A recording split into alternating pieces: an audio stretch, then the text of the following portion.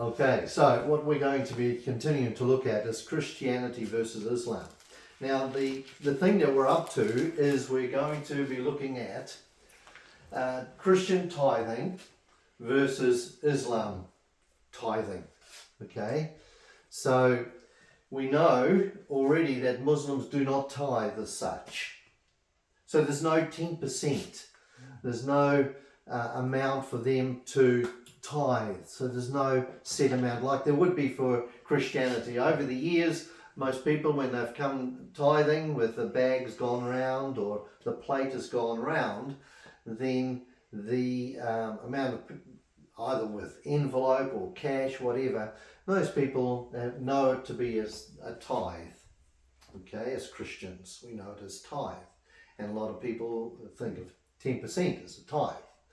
Okay, however, Islam does support financially the work of Islam. All right, so it does need to be supported, like the mosques and all those. They need to be supported for the work and to spread everything out. So they don't tithe as such, but they do support the work financially, which, oops, let me go back here. It's called Zakat. There is Zakat. Oh, there's meow. Zakat. That's what I don't know if I'm pronouncing it right, but Zakat.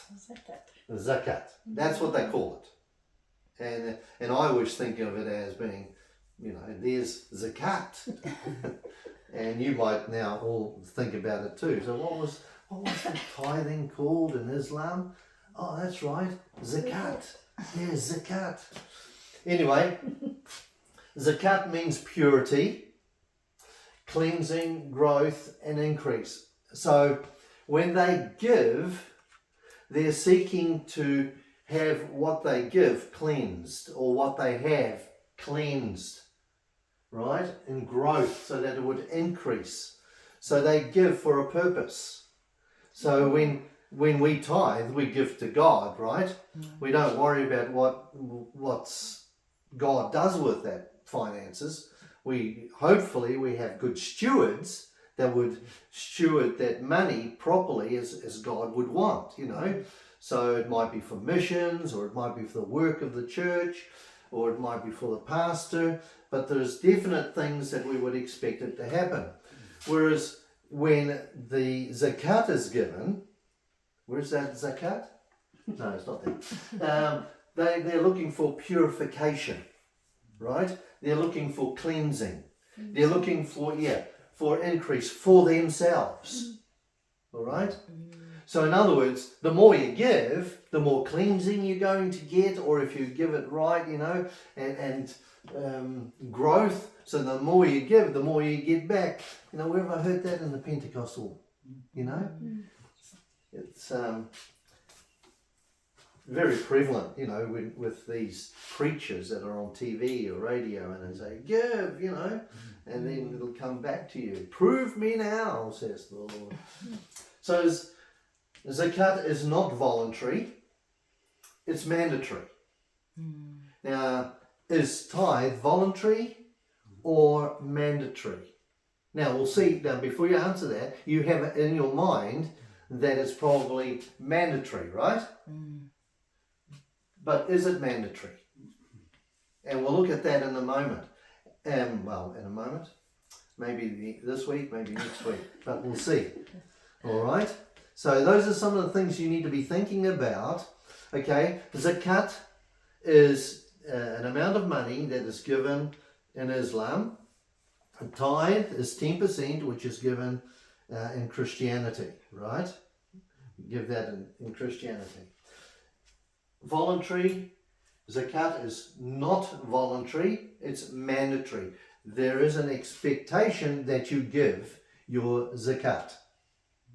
There's no option. There's no option. Woe betide if you don't give your Zakat.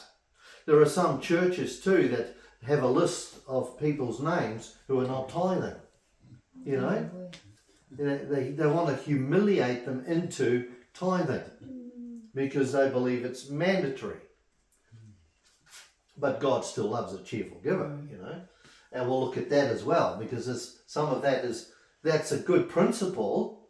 That principle is correct. God does love a cheerful giver.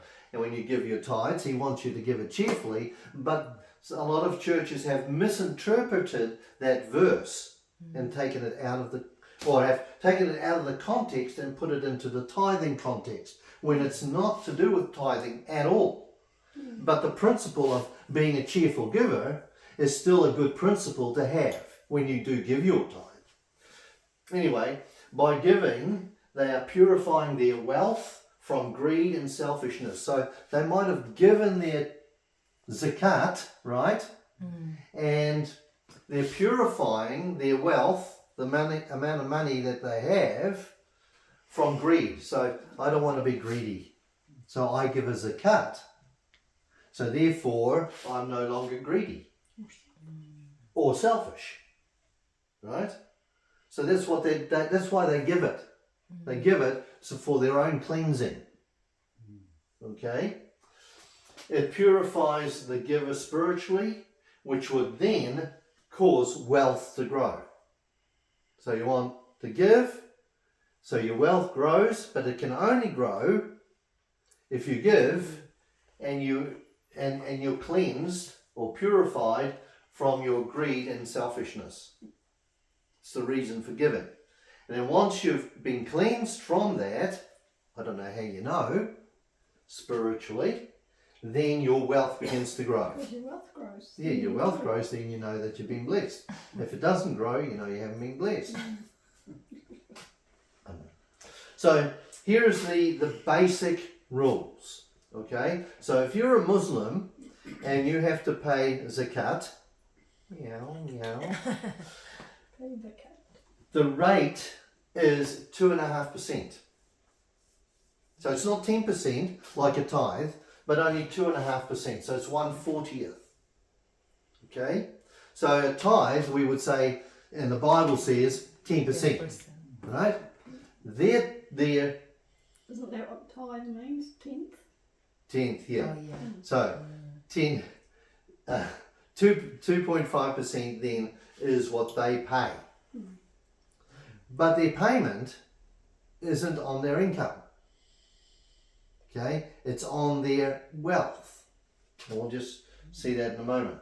It is paid on a qualifying wealth that is held for 1 lunar year. So you've got wealth, you've increased your finances over that year, lunar year, which is 354 days, and we'll look at that a little later, 354 days. But whatever that wealth is, that's what you have to pay. Okay? What you've got in the bank. All right? Then you can take off deductions. Right? So you might earn a salary, which you then start saving in the bank. You pay zakat on your savings, right? You don't pay zakat on what you earn. Okay, like we would say, okay, a tithe, you get your salary, you get your wages every week or once a fortnight or once a month, you get your thing and you go 10% of that, and the gross income, because God always gets the first fruits, not the government getting the first fruits, and then you take 10% of it, because that means that you're not giving God the first fruits, you're giving God the second fruits. So God always gets the first fruits. But anyway, I'm just sort of getting ahead of myself a bit there. So the amount of qualifying wealth. Some wealth doesn't qualify. So there's all these rules and regulations. Only applies if wealth is above a minimum threshold based on the price of gold. The price of gold. Now, so if gold increases, right, so the zakat would increase because your wealth is based on that. So if the price of gold is $7,000, then you pay, if your wealth is greater than $7,000, you pay zakat on your wealth. It's very strange to use gold as the benchmark. Now, when you think about when the Quran was written, 700 AD, 6 or 700 AD, what did they deal with? They dealt with gold, didn't they? Gold and silver and things. And and even years ago, the dollar was based on the gold standard, wasn't it? Until they took it off so they could increase their money, right, by inflation, because no longer the gold was not the standard any longer. Anyway, that's getting into the politics of things. But so there's a minimum standard, and that's gold. So remember, a tithe is 10% on gross income, because God gets our first fruits, not our government. And that's always been a battle, you know. People say, well, look, this is my income. Yeah, but what's happened to all the other bits and pieces? Well, the government's got, 30% of it, and then I'm putting money away in the savings, and so this is the only amount of money that I get. And then divided by 10, so there's a tenth, that's what I have to tithe. No, it's gross amount, because God gets the first fruits. All right? We'll examine whether the tithe is for today or not shortly. Well, when I say shortly, yeah, we'll start it shortly, but I don't know whether I will finish it shortly. Yeah, okay. So, let's continue with Zakat. No, it's not out there. And give an example. Zakat. Okay, we'll start with an example. Yeah. Now, the amount of zakat is 2.5%, okay, or 1/40th. So whatever the number is, you divide by 40. With the tithe, whatever your number is, you divide it by 10, and that's your tithe. Okay, so if it's $1,000 you get paid gross, then you divide by 10, that means $100. Okay, so it's not based on one's income. It's based on qualifying wealth. And the qualifying wealth is based on gold. The value of the gold. Okay? So it's not one's income. So they don't say, oh, well, my income here was $1,000 a week, so now I've got to do 2.5% or divide by 40 to find out what my zakat is. No, because that's not your wealth. That's just your income. So, for example, Ahmed, let's just use his name. There's a guy who's sells houses. See him on the back of You the see him in bus. the bus. So Ahmed has the following full lunar year. Now remember, it's lunar year, not solar year. It's not the 365 or 366 days where the sun goes round the earth. It's the moon that goes round the earth, right? It's a lunar year. So, for example, assets, zakatable. Cash in the bank. He's got cash in the bank. That's pretty good. $8,000 he's got in the bank. Now, I just threw these numbers out, you know. I have no idea what he might have in the bank. He might have more than that in the bank. But whatever. He's got 8,000 in the bank. Ahmed has got 8,000 in the bank. His savings are 12,000. All right.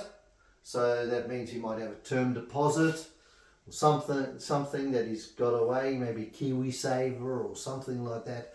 That is saving for retirement or whatever.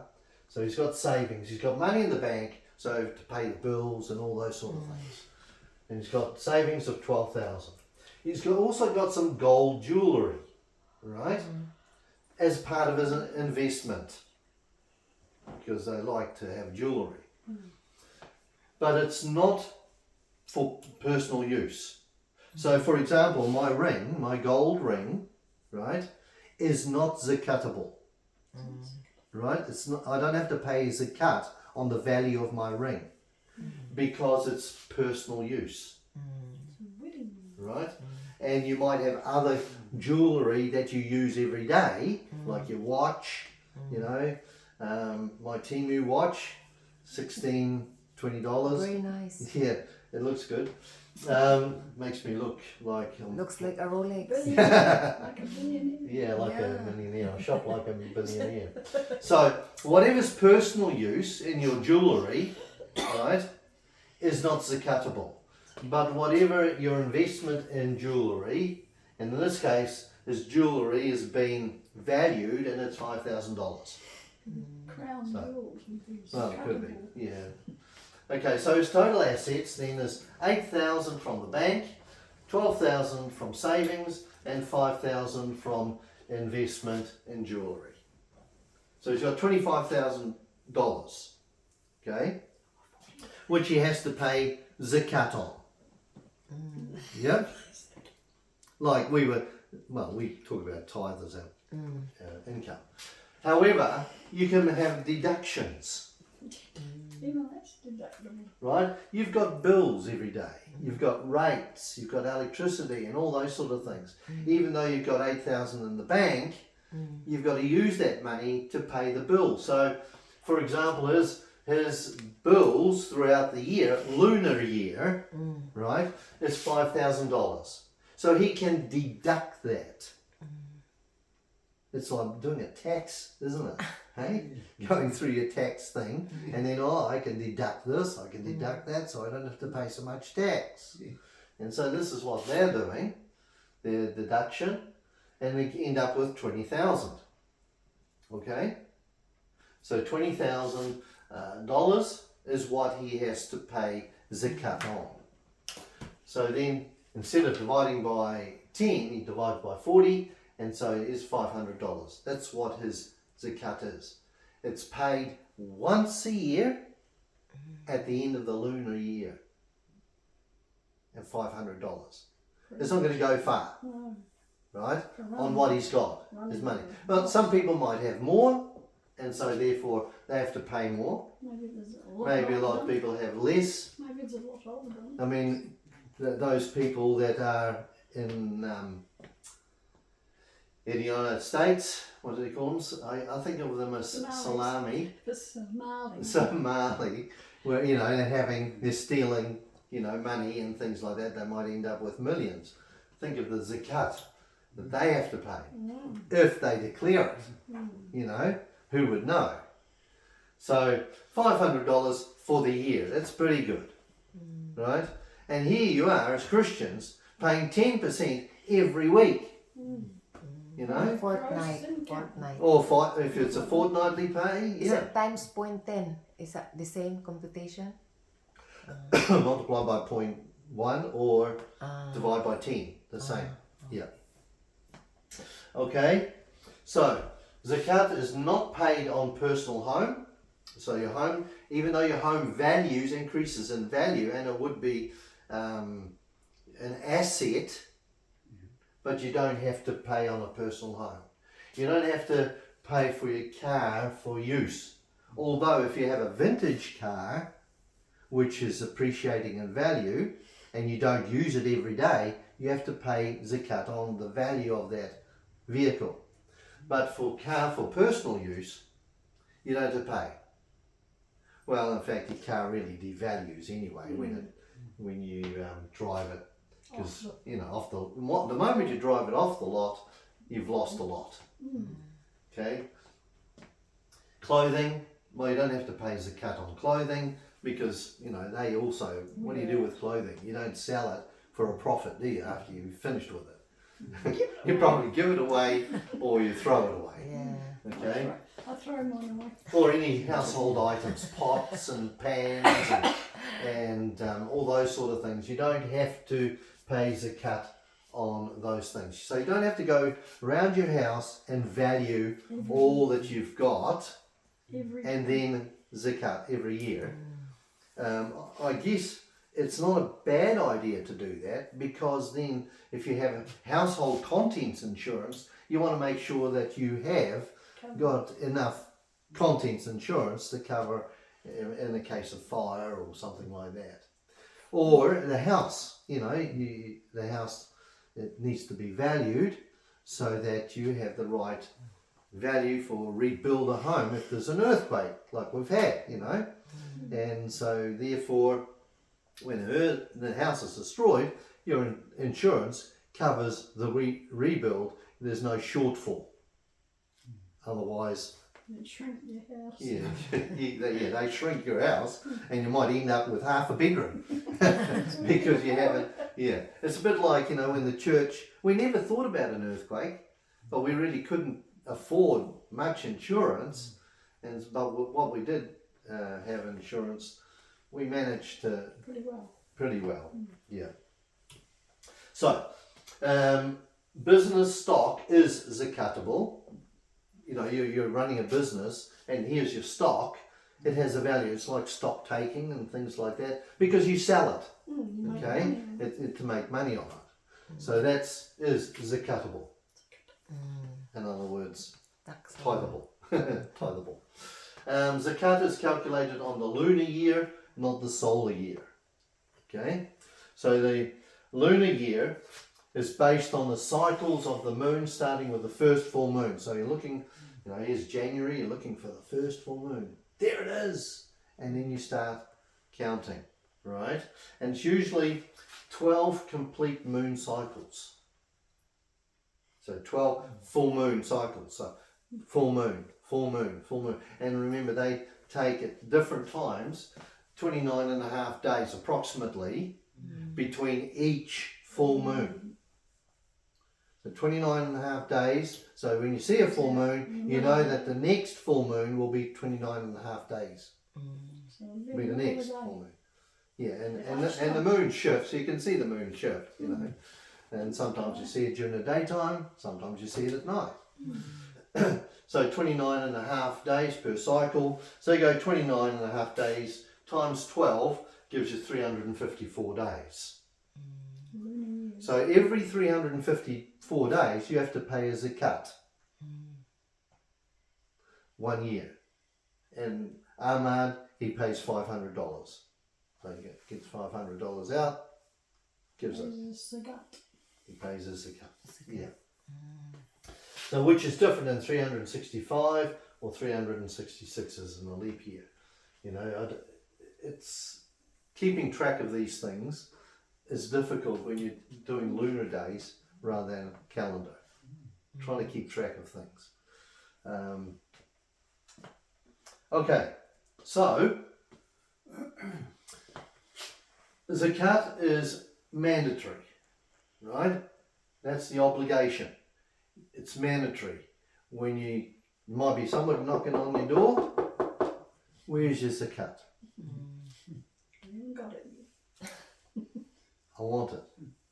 And in fact, as you go down here, zakat collectors, some of that money goes to them because they're collecting it, right? So they come and knock on the door and then they say, where is zakat? And they say, well, it's under the table over there. Okay, so it's mandatory. It's 2.5% as opposed to the 10% that a tithe would be, but it's on qualifying wealth, not income. So therefore it's, again, less than what a tithe would be. Because we would pay, say, $100 every week, so that's $5,200 compared to what Ahmad pays once a year of $500. And we're paying up to $5,000. Based annually, you do it once a year based on the lunar calendar. The recipients are the poor, debtors, travellers and zakat collectors. So it's given to the poor, it's given to those that are in debt, yeah, and those that are travelling.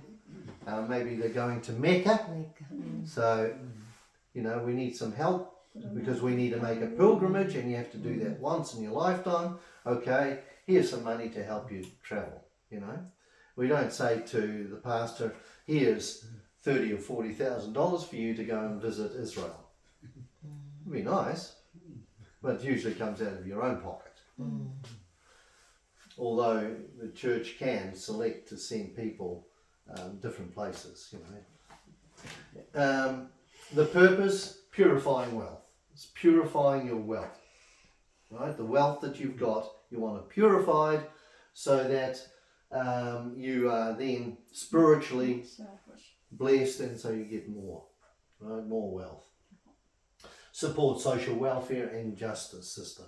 So the justice system is what you would call, what's the justice system called? Sharia law. Okay, so support Sharia law and welfare. You know, back in biblical days, and we'll look at that too, there was no welfare state. We're fortunate we have a welfare state that, okay, I don't have a job now.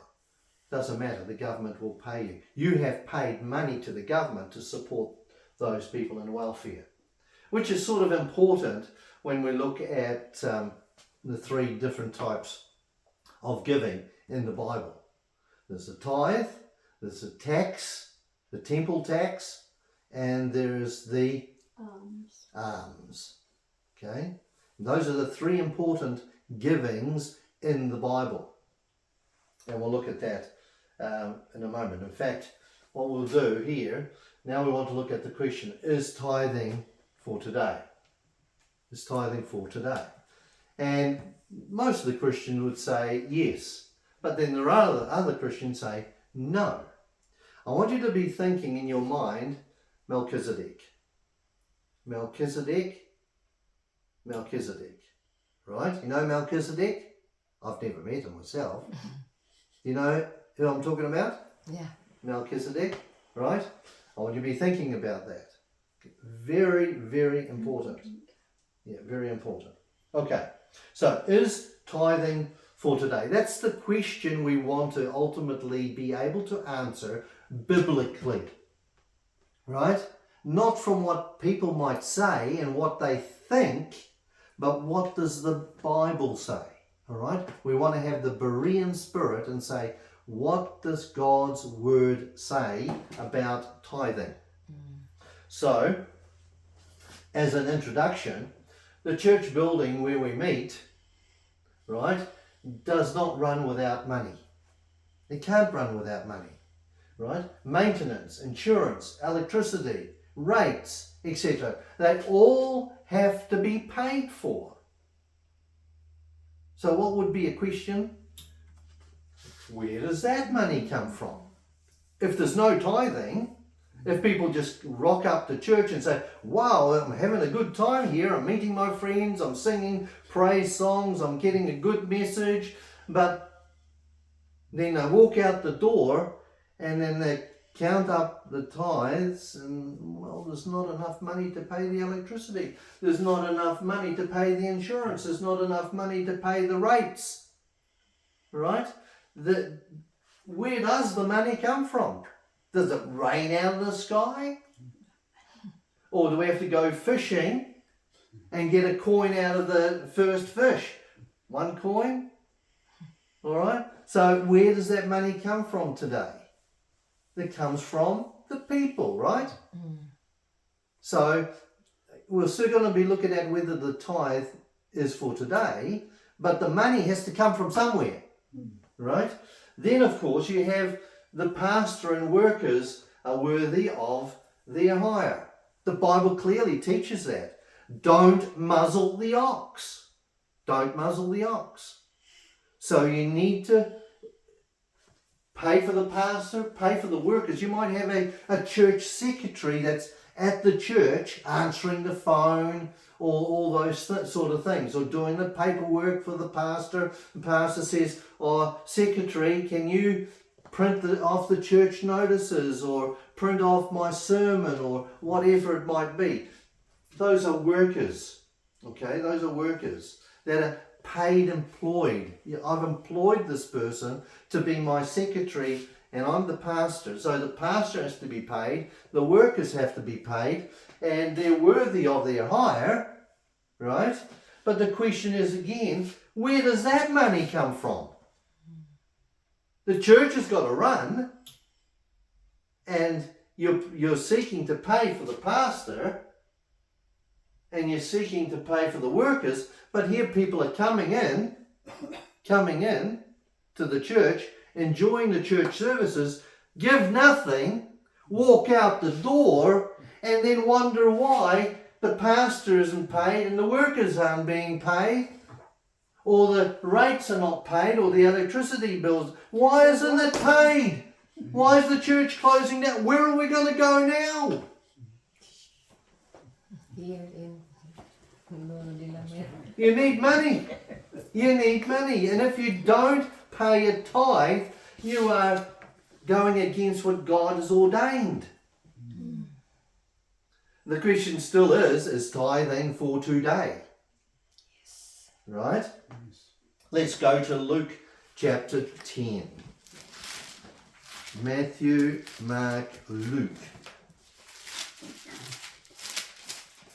Luke chapter 10, verse 7.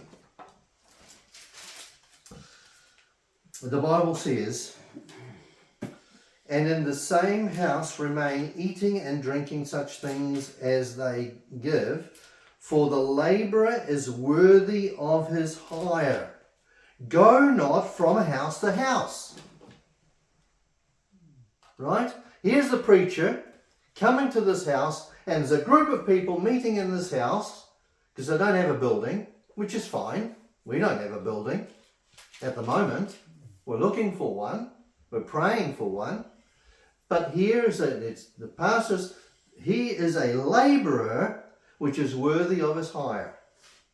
Do not go from house to house. Imagine you've been preaching to these people that are gathered in your house that brought no money, and you're going from house to house.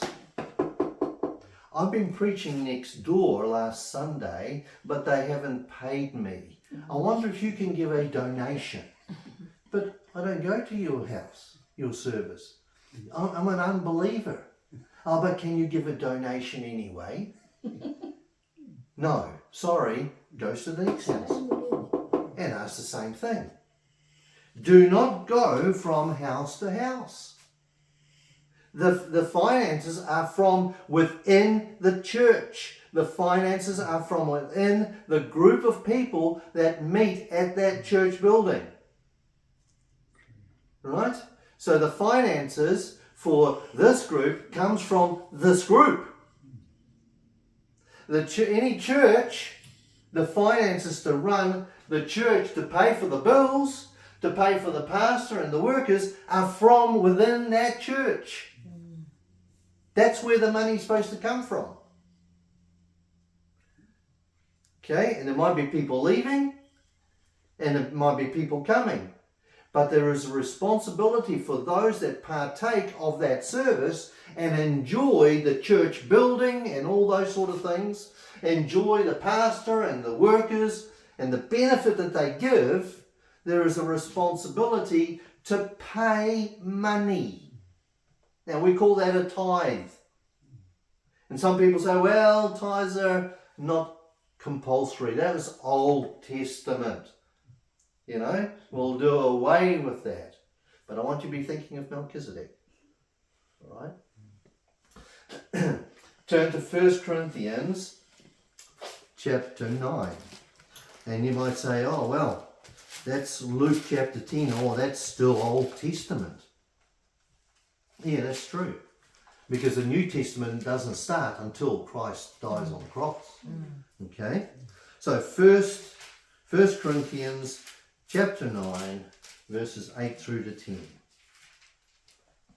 Verse 8. Here we go. Say I these things as a man, or say not the law the same also?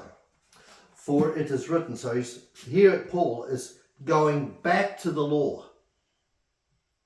And he's saying, this is valid today as it was back under the law. The law said this under the law of Moses, so I am reiterating, I'm bringing it into the new covenant, the New Testament.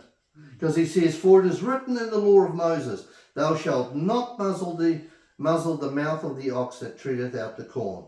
Doth God care for oxen? Okay. Or saith he it all altogether for our sakes?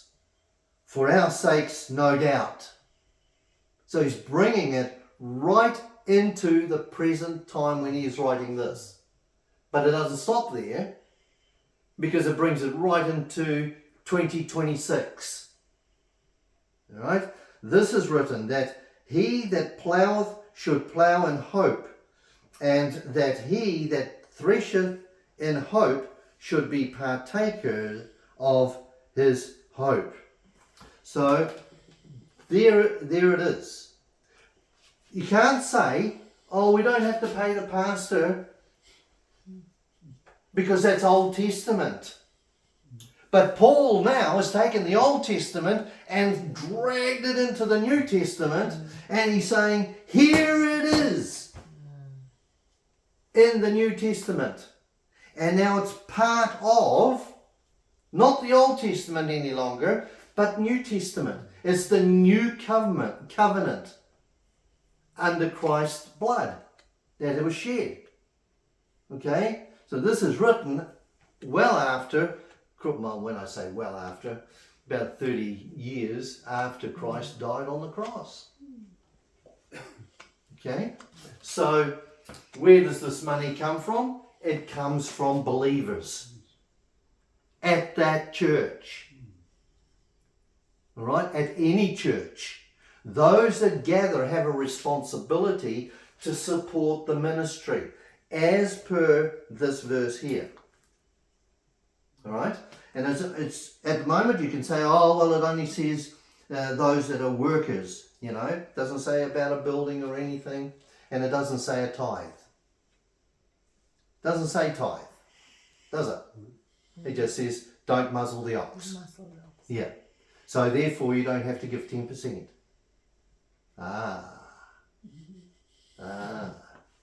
Okay, let's carry on. Back to Deuteronomy, which is being referred to here in 1 Corinthians chapter 9. Paul is referring way back into the law. Deuteronomy 25. Remember, he's dragged this verse, this principle, into the New Testament. Okay? So, verse 4 says, thou shalt not muzzle the ox when he treadeth out the corn. Alright? So remember, the old oxen is going round and round, and he's crushing the corn and all the wheat and things that people use to make bread, right? And other food to eat. So don't muzzle the ox. Let him eat. Okay, let him eat. Don't put a muzzle on him so he can't eat. So, and Paul drags this verse into the New Testament and says this principle is still applicable today. And I'll just use the word principle because it's not a tithe. Right? We haven't talked about tithes yet. So, therefore, when I say, where does this money come from? Where does this money come from? It comes from the people. Otherwise, the church has to close down if it can't pay its bills. If it can't pay a pastor, the pastor has to go out to find work. Right? I don't know which you want to have priority on. Some people have priority on pastors and workers rather than a church building. It's funny too, well, not funny, I find it strange that often people ask for money for missionaries so that they can have a church building, but you're not allowed to have a church building because you're busy with this, you know. And that's why I didn't believe that we should be entitled to a church building as well as missionary pastors, you know. Anyway, so the biblical principle, whether Old Testament law or New Testament grace, they need to be paid. They need to be paid. If they're not paid, you go and enjoy a church service, you don't give anything financially. Okay, you might not have much money to give, well then do something for the church. Do something. Part of, giving back. But that shouldn't be your initial thing. You should be trying to give some money so that the electricity bill can be paid. An electricity bill can't be paid by you mowing the lawn. And the insurance bill can't be paid. The maintenance can't be paid. Unless, of course, you are the person doing the maintenance out of your own pocket, because you don't have much, but the church might buy the implements, right, the wood or the paint or whatever it might be, and then you carry out the work rather than employing someone to do the work. But they buy all that with. Yeah, well, what would they buy it with? Yeah. Often this person here digs in his pocket. And, as being a pastor, or being a pastor, I've done that a lot of times. So, I found this statement online. So we were trying to tell you the other day, but we couldn't remember it. Many cheerfully give God credit, but few generously give him cash.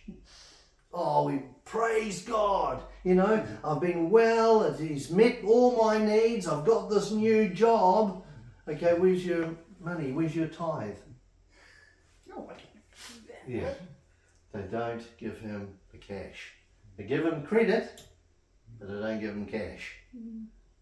Oh, I got this wonderful promotion, and I got a great pay increase. Well, do we see it in the tithes and offerings?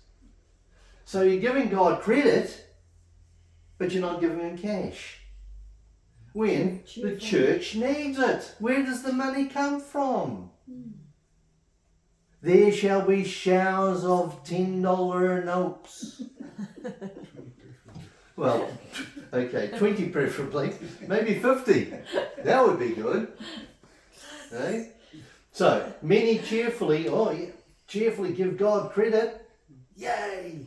God's been so good to me. They come to church and they're blessed, and they, look, this was such a great service. I've enjoyed my time with my family and friends and things. What a blessing that is. But few generally give him money. Right? The box is out the entranceway, or the box is somewhere. Maybe pass it around. Whatever. Now, why would people say, I'm going to keep my hands in my pockets? Okay? Key points to opposing the practice of tithing. What are some of the reasons why people oppose tithing and say, we don't need to tithe? Well, firstly, they say tithing is only under the law. And when we go through this, we will put a big X beside that. It's wrong. Tithing is not only under the law. Yeah, it was under the law, but it was a specific reason for tithing under the law. That was to keep the tribe of Levi and Aaron and his descendants as the high priest. Very key, important point there, which we'll see, thinking of Melchizedek. Still remember that name? Melchizedek. So people say, okay, well, I don't have to give tithes. I can not give anything. Or I can give $5, I can give $10. But I don't have to give a tithe, because that's under the law. They rationalize it in their own minds because the flesh reconciles it in their mind. Right? Remember the battle between the mind and the flesh. Tithing under the law was food and vegetables, not money. So here's another reason. Well, we don't give a tithe because tithing was food, vegetables, and not money. Right? They didn't give money as a tithe. They gave fruit and vegetables. And we don't do that today. We don't have a garden out here, and we don't give our 10th of the increase of our garden and bring it to church. All right? A lot of the times you probably wouldn't be able to eat it. It would probably go rotten before it gets eaten. But that isn't going to pay the bills. What you could do, though, the church could do, is sell those veggies for money and then use that money to pay for the bills. The pastor. So here, pastor, here's 2 cabbages. Here's some carrots. A bunch of carrots. Your eyesight. Yeah, and here, yeah, good. And then, and then, how is he going to pay his own bills? Oh, he'd be saving on his grocery bill. Half a cabbage to the shop. Well, this is what I mean about, gold. What do you do if you buy a gold bar, invest in gold? How do you pay for your bills? You've got to sell that gold bar to get money to pay for the bills, right? But when you haven't, it's increasing. Yeah, I know. Okay. Another reason is tithing is voluntary under grace. So it's voluntary. So you don't have to give, it's only voluntary, it's not mandatory. But think of Melchizedek, okay? Well, we'll get there. We'll get there. It's really important we think of that. So tithing is voluntary under grace. So we live under grace, we don't live under the law, okay? No longer under the Mosaic law, but we're under grace. And so from that might have been mandatory because of the law, but under grace, we're under grace now, so it's no longer voluntary. Okay? But we've already seen how Paul dragged, Old Testament, but it's not the drug as in drugs, but he took that verse in the Old Testament and brought it into the New Testament, right? So it then becomes a New Testament verse, a principle. I'll put that as a principle. It's not a tithe, as we'll see, but it's a principle. Just like the principle is God loves a cheerful giver. And, that means that we can give as much as we like as long as we give cheerfully. I cheerfully give $1. I found 10 cents on the road, 20 cents on the road the other day. So I cheerfully give all that I found. So, voluntary under grace. So therefore, this is another excuse people use, right? They're looking for excuses to hang on to their money. Remember that Bible verse? The love of money is the root of all evil. Okay? It's not money that's the root of all evil. It's the love of money that's the root of all evil. And under all these things, they're looking for an excuse to hang on to their money so they don't have to pay a tithe. Right? So, there is no minimum giving for Christians. Give a little or a lot. And we'll find out that there is a minimum giving for Christians as we look through these things. Okay? So, for Christians, this is wrong. All these points, these bullet points, are wrong. Also, we only have to give as the Lord prospers us. Okay? So whatever He prospers us, which is increased on above what we get paid a week, we only have to give on that. We give as the Lord prospers you. Again, these things, I can put a big X beside all these. And then you'll be saying, well, is tithing for today then? Well, I'm saying yes it is. I'm saying yes it is. But probably not for the reason that you think it is. As Paul dragged that Old Testament verse in Deuteronomy and used it in 1 Corinthians chapter 9, taking it from the Old Testament into the New Testament and making it a New Testament principle, also tithing is exactly the same. Old Testament being placed into the New Testament. So you can't use the excuse, we'll see in a moment, you can't use the excuse that it's an Old Testament principle, tithing is Old Testament, so we don't have to give in the New. But it's been taken, and Paul has taken it from the Old Testament and brought it into the New Testament. As they gave 10% in the Old Testament, Paul says give 10% in the New Testament. Well, give me Bible verses, please, because that's what we want to do, right? Firstly, let's have a look at some of these verses that opposing to tithing. So, Leviticus chapter 27.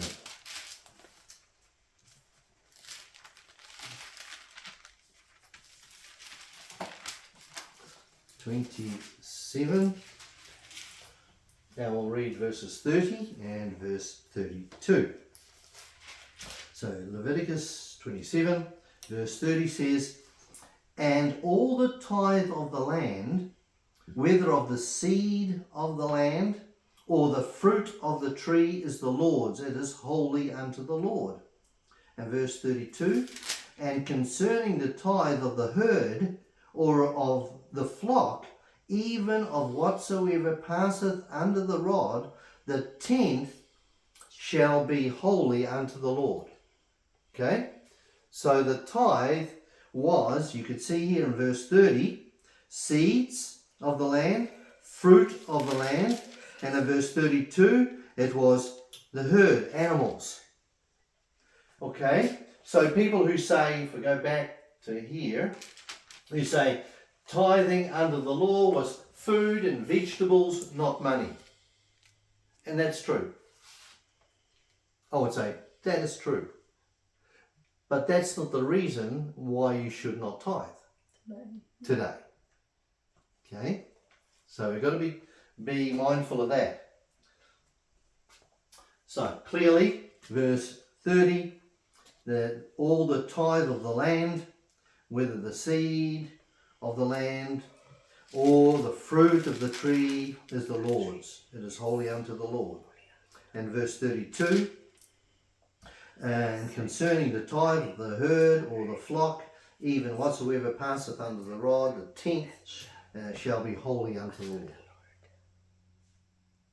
Old Testament says you got to give 10%. That's the minimum. Okay? The minimum.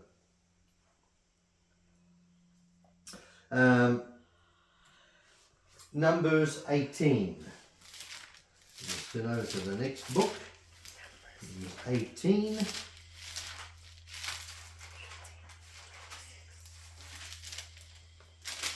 And looking at verse 26. Numbers 18:26. "Thus speak unto the Levites." So God says, okay, verse 25 gives you who is speaking. "And the Lord spake unto Moses." Right? So the Lord speaking, so this is God's commandment to Moses, who was part of the law. "Thus speak unto the Levites, and say unto them, when ye take of the children of Israel the tithes," and the tithe is 10%, "which I have given you from them for your inheritance, then ye shall offer up an heave offering of it for the Lord, even a 10th part of a tithe." So even the tithers were, the recipients of the tithe were to give a tithe. So biblically speaking, if we're going to be honest, then whatever the tithes comes into the church, 10% of that should be for the Lord's work. Okay? Whether it's missions or whatever it might be. You might transfer it to the pastor's salary. Right? If we don't have a pastor's salary dedicated to that, then it must be part of the pastor's salary. But notice here that they were to, the children of Israel, they received, or the Levites received the tithes. So it's a particular tribe that received the tithes. And those Levites also had to tithe from those tithes. Because they didn't have land. They didn't inherit any land, because their task was to be workers in the church. I'll put church in quotation marks. In the tabernacle and the temple. They were workers for them. All right? They were workers for them. For the people. But that didn't say that their tithe, they still had to pay even a tithe, a tenth of part of the tithe. Okay? So they tithed of the tithe which they received. Okay? And what do they do with it? Well, Put it back firstly, to the they people. I don't know what they did with it. Gave it back to the Lord, and maybe, I don't know. What Doesn't some really fruit and say. vegetables do. Yeah. Deuteronomy. It was. Deuteronomy, chapter 12 and verse 17.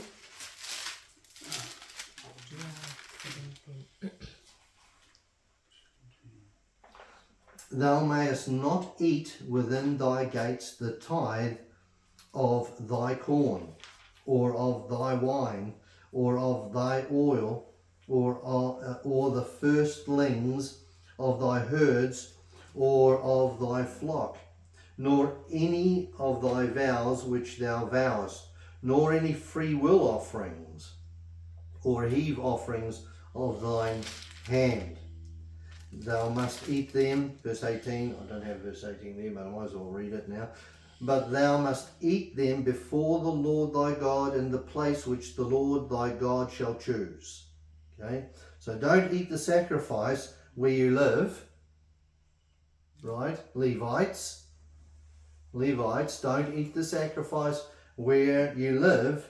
Bring it to Jerusalem, the tabernacle, the temple, and don't forget those that serve the temple and tabernacle, and that is the Levites.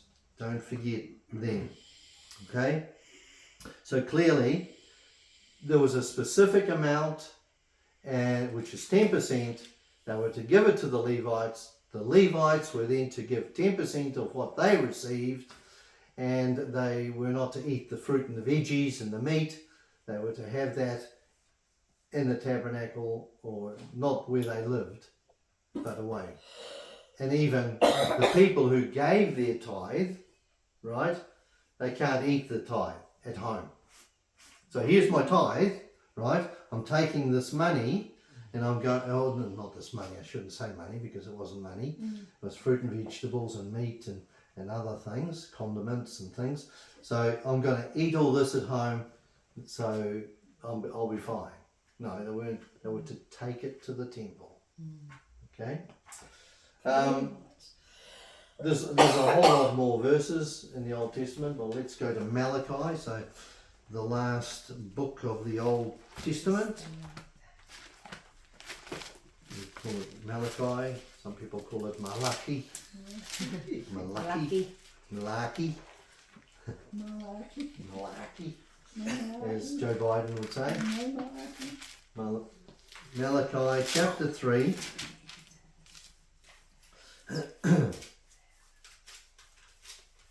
So people who say, okay, this is Old Testament and we don't have to give tithes because we're not part of the law, and anyway all these were fruit and vegetables and meat and things. Think of Joseph, you know, when they had the 7 good years, and Joseph put things away into barns and things in preparation for the 7 bad years. But people, says in verse 8, will a man rob God? You're saying that tithing isn't for today because the tithing is under law. Now I'm going to teach you that tithing is not under the law. Tithing is for today, right? And I'm going to show you and lead you through, well actually not me, but Paul is going to lead you through that tithing is for today. In fact, we've already seen the principle where we're not to muzzle the ox, where God takes that Old Testament verse and brings it into the New Testament. So therefore the principle continues on. The same as tithing. We'll look at that shortly if we have time. So it says here, will a man rob God? Yet ye have robbed me. But ye say, wherein have we robbed thee? And God replies, in tithes and offerings. So are you a thief? Have you been stealing from God?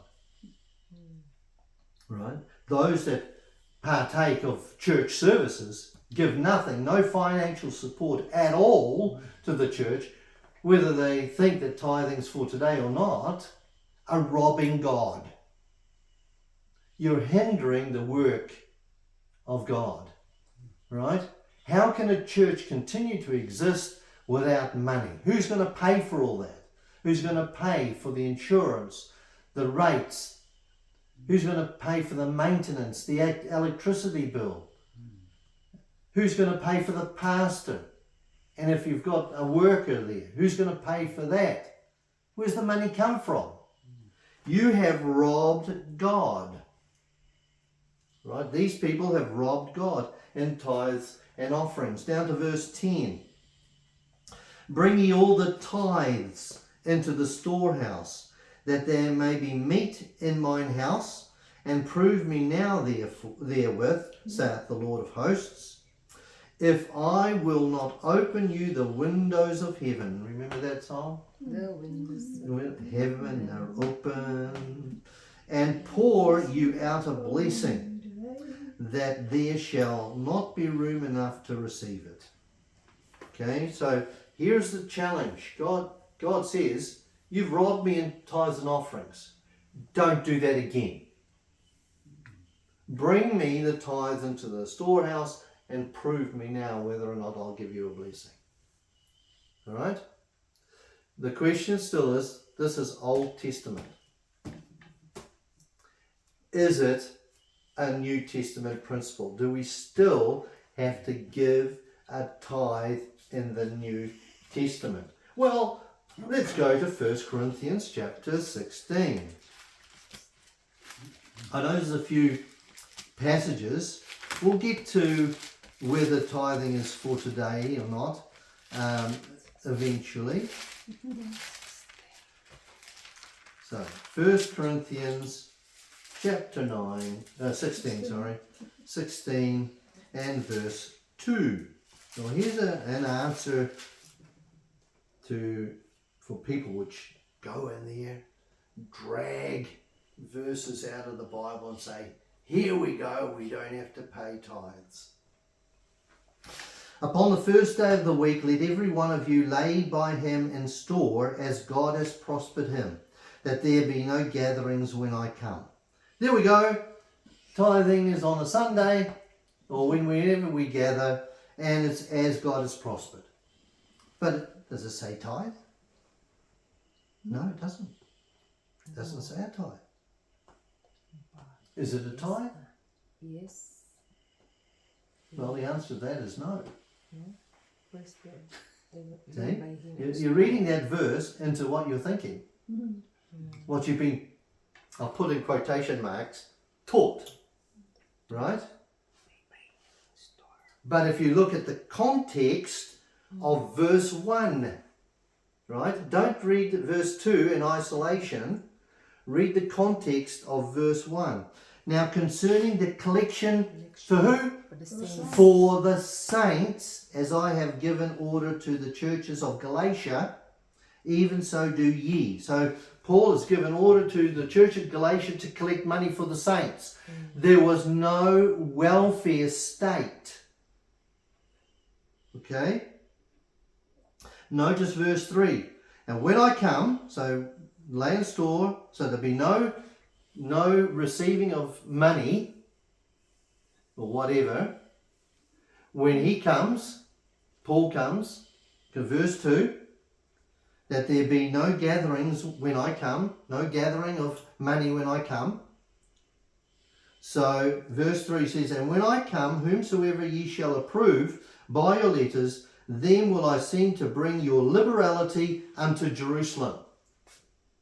So the money that they bring to the church for welfare at the church at Jerusalem, he will take it to Jerusalem and pass it out. That's not a tithe. That's alms giving. ALMS. That is giving. You would say it's an offering. Okay, something that's beyond the tithe. But people tend to use verse 2 out of that context and say, oh, that's a tithe, or that's not a tithe, we just have to give as God has prospered. But that's not what it's saying. Paul is saying, when you come into the church, I want to have a collection for the poor saints in Jerusalem. Okay? And now you give as God has prospered you. Let's go to 2 Corinthians chapter 9.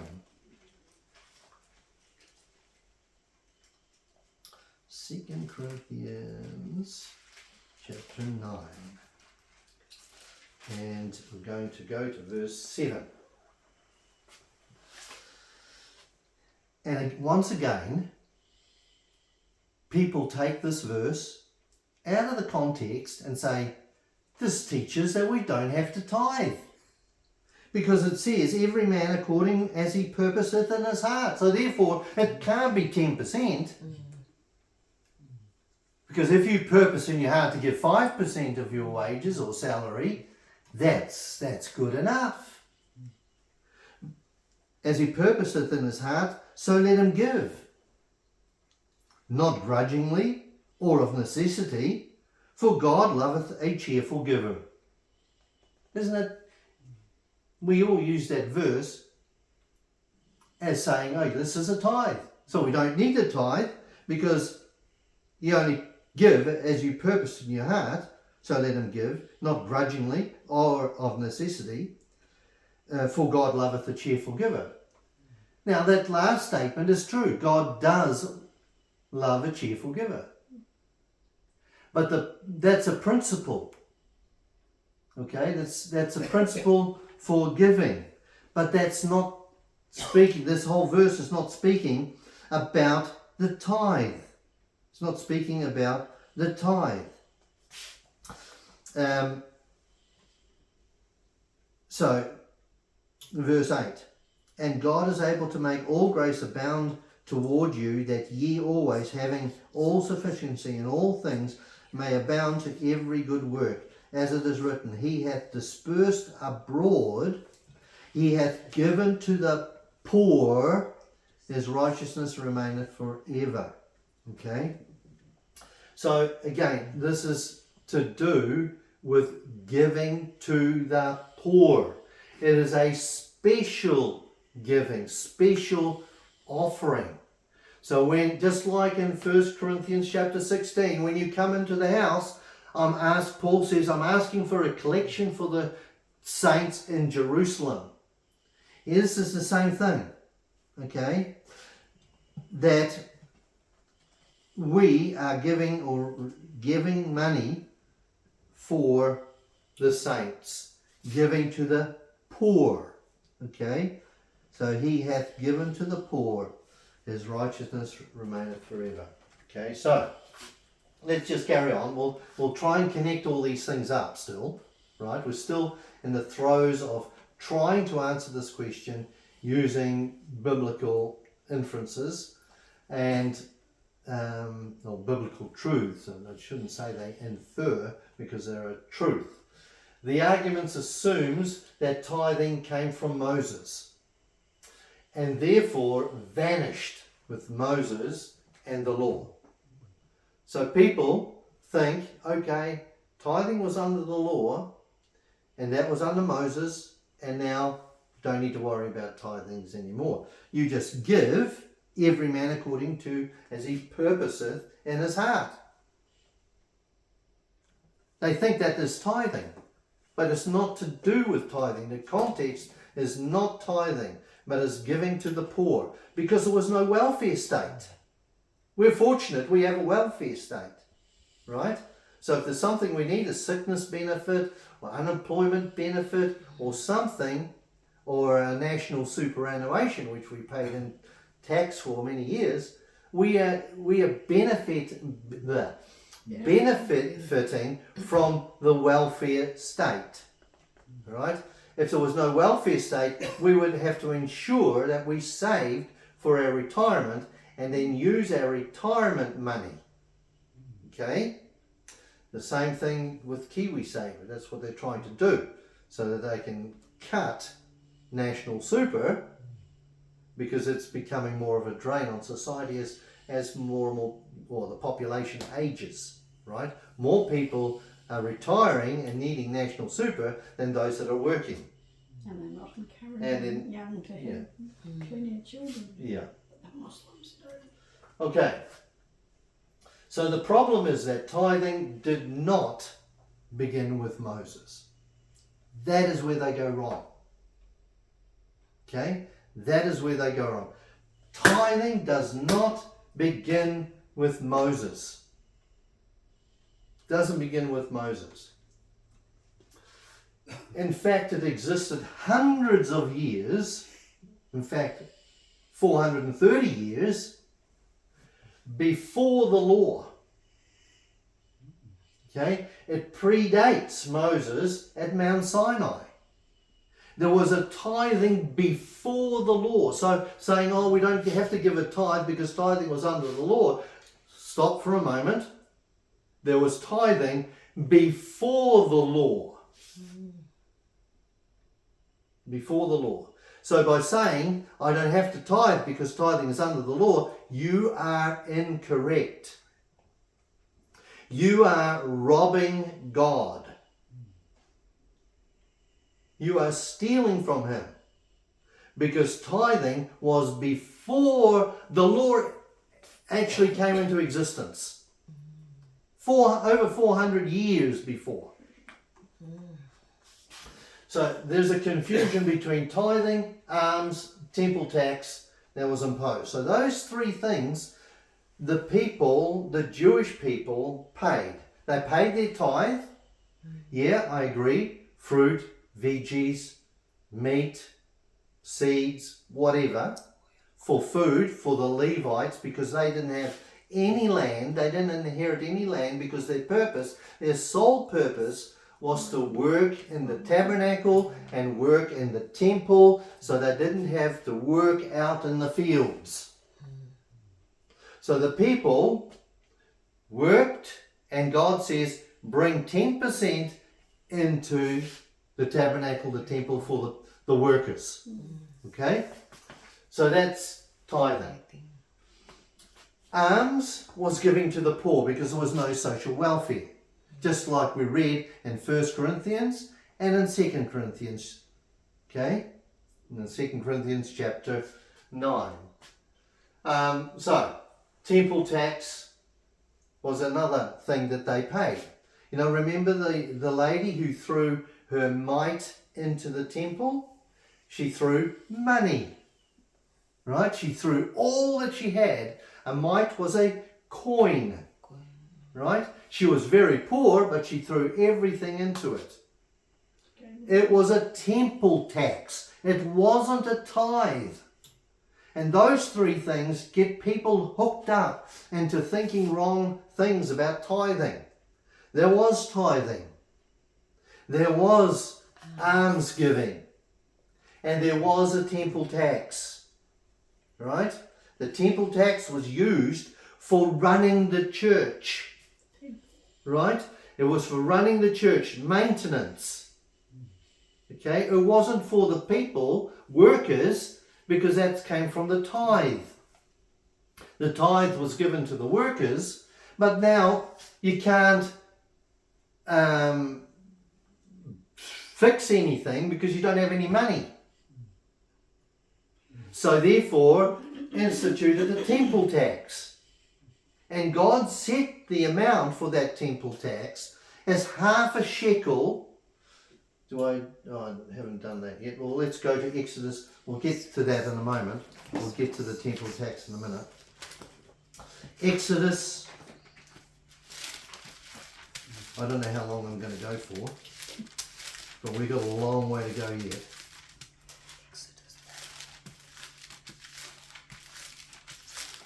How long have I gone so far, do you know? An hour and a quarter. An hour and 2, okay. Exodus 30 verses 11 through to 16. The Lord spake unto Moses. Okay, so this is the Lord speaking. All right, Moses just the receiver of the word and the writer down of the word. Okay, not that God can't write down the word, because he already proved that he can. Yeah. He wrote on the plasterboard in Daniel, tekel upharsin. He wrote the 10 Commandments, so he could write the Bible, but he chose men to write down the words, right? So they were the medium through which God spoke. So the Lord spoke to Moses. So it's really God speaking. Verse 12. And when thou takest the sum, we're going down to verse 16. And when thou takest the sum of the children of Israel after their number, so to take a census, right? How many people were living in Israel? You know, what's the population? God knows what the number is, but they're going to take a number, a census. Then shall they give every man a ransom for his soul unto the Lord, when thou numberest them. So there's to be a payment to redeem their souls, a ransom paid for their soul. What the ransom that was paid for our soul was the Lord Jesus Christ on the cross. Okay? When thou numberest them. That there be no plague among them when thou numberest them. Verse 13.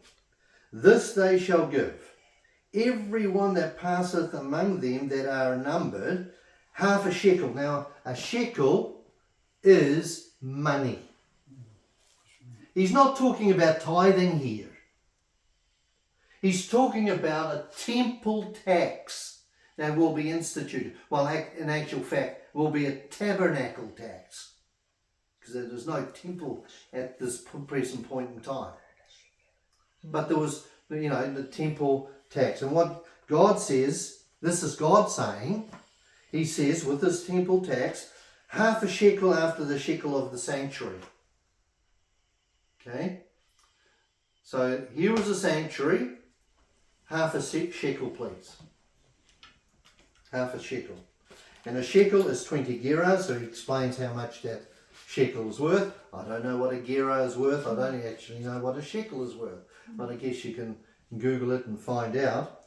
Half a shekel shall be the offering of the Lord. Every one that passeth among them, verse 14, that are numbered from 20 years old and above, shall give an offering unto the Lord. What's the offering?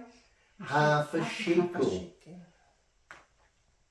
And who is to give that offering? 20 years and above. Those that are 20 years old and above. So the moment you turn 20 years old, you have to give half a shekel every year for the temple or the tabernacle maintenance. Okay? Later on in the New Testament it was called a temple tax. Verse 15. The rich shall not give more. Oh, Not fair.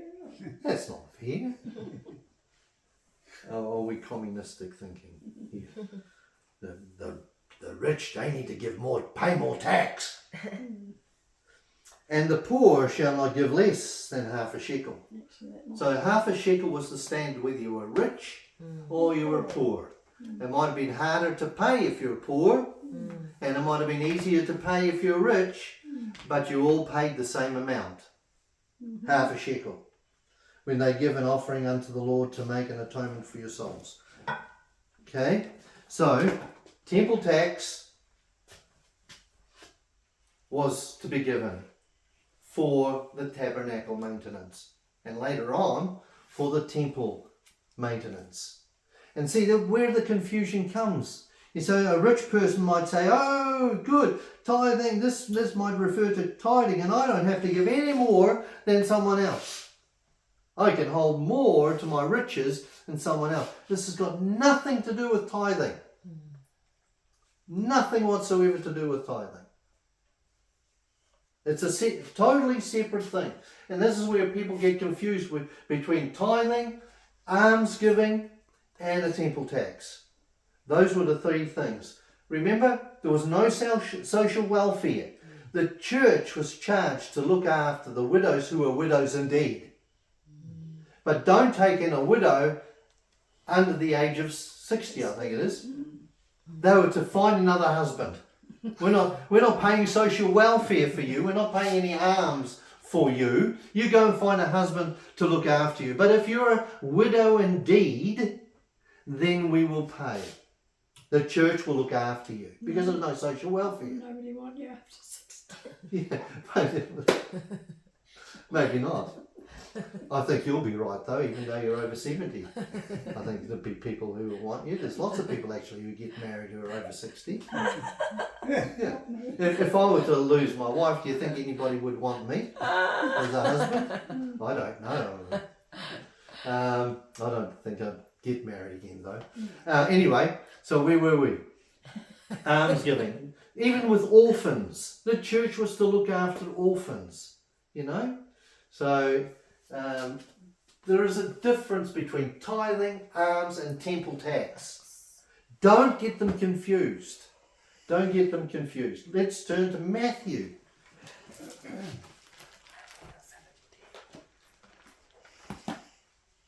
Matthew, go to 17, chapter 17, and verses 24 through to 27. Verse 24. So here is Jesus,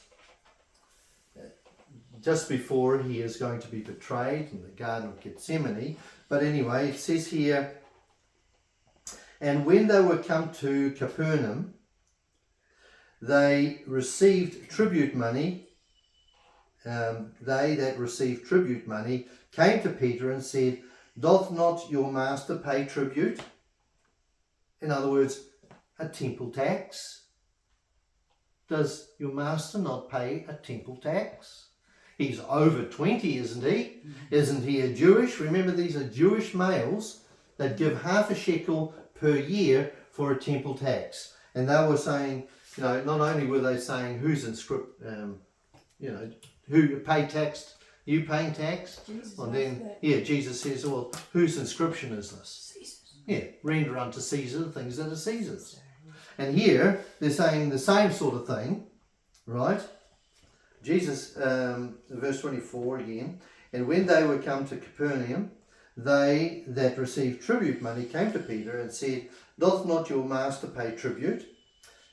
He said, yes. All right?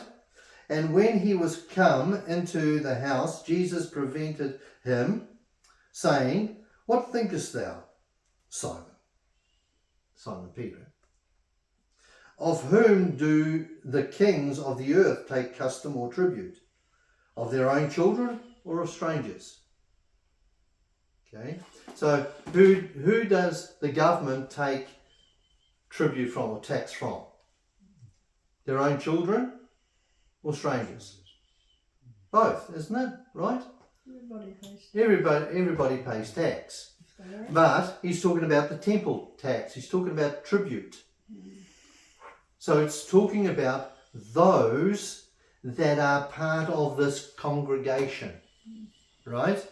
So you don't get tithes from unbelievers. You get tithes from believers. Right at the beginning when I mentioned, it's the churches or the people that come to church, it's their responsibility, or those that are members of the church, it's their responsibility to run the church. And that has to do by financially. And so God stops Simon entering in because we're talking about this temple tithe. The question was, okay, they that received, verse 24, received tribute money, came to Peter and said, doth not your master pay tribute? Does not Jesus pay tribute? And as they were going into the house, Jesus stopped them, saying, what thinkest thou, Simon? What do you think, Simon? Simon Peter. What do you think? Who pays tribute money? Who pays this tribute money? Does own children or strangers? Now Peter saith unto him, of strangers. Jesus saith unto him, then are the children free. In other words, you don't have to pay. If strangers are paying, right, then the children are free. Notwithstanding, lest we should offend them, go down to the sea and go fishing. Okay? And cast a hook and take up the fish that first cometh up, and when thou hast opened his mouth, thou shalt find a piece of money. That take and give unto them for me and thee. So remember that the temple tax was half a shekel. So it's got a coin which was enough for Jesus and for Peter. So it must have been 1 shekel. That was in the... But he paid his temple tax. Right? That's not tithing. Not tithing. Nothing to do with tithing. So we don't ask the pastor to go out fishing and hope to catch a fish, and that fish has got money in his mouth. That's not tithing. We don't buy the pastor a fishing rod or a fishing net or something and go find some money out in the sea. No. Tithing is different to alms giving, to temple tax. Do not get them confused. The temple tax was half a shekel imposed to support the temple's upkeep and operations. It was specific to males 20 years old and upward. Now, are you a Jewish male?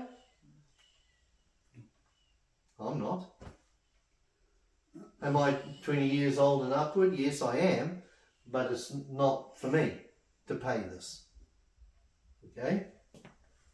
So, alms are acts of mercy toward the poor, social welfare. Because they didn't have social welfare.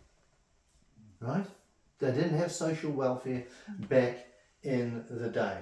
So the poor had to be looked after. Today, we're fortunate because we all pay taxes, and a bit of that tax goes to a social welfare. Right? And through that social welfare, the poor meet their needs. So we don't have to give alms. We can give alms. We can give more alms if we wanted to. You know, these and beggars that are out in the street and out in the malls and all these sort of things. You know, that's not, that already should be taken care of through taxes. Yeah, you'll buy alcohol. And so, you know, and they always plead to the Christians, don't they? And they always say, God bless. God, yeah. You know?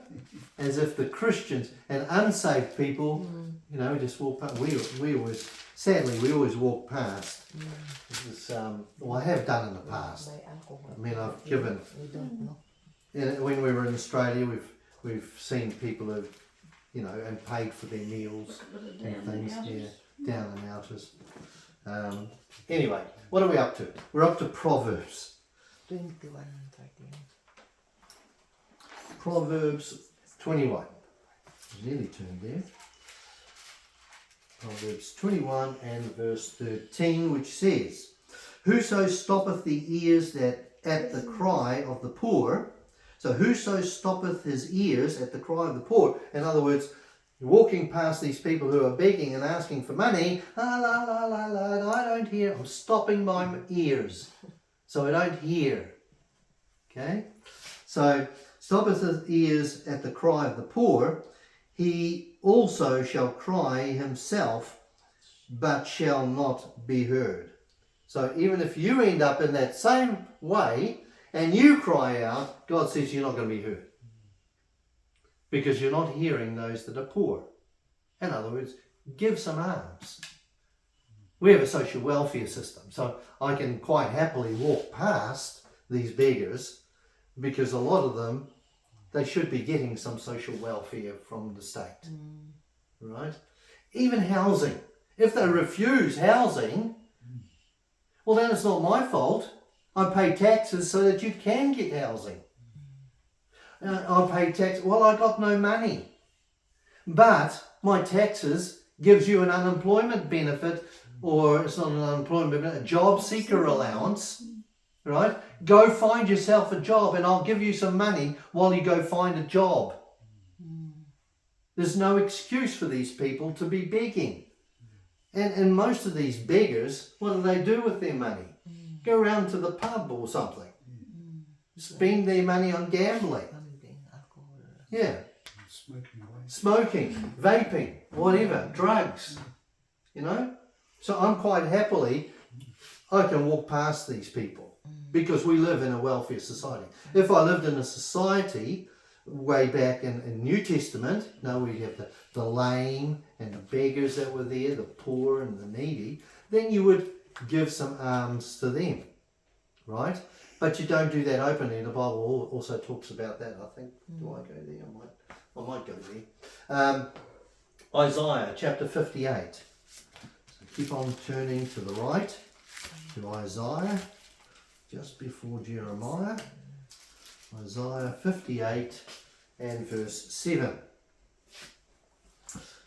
Upon a lofty and high mountain hast thou set thy... Am I reading the right?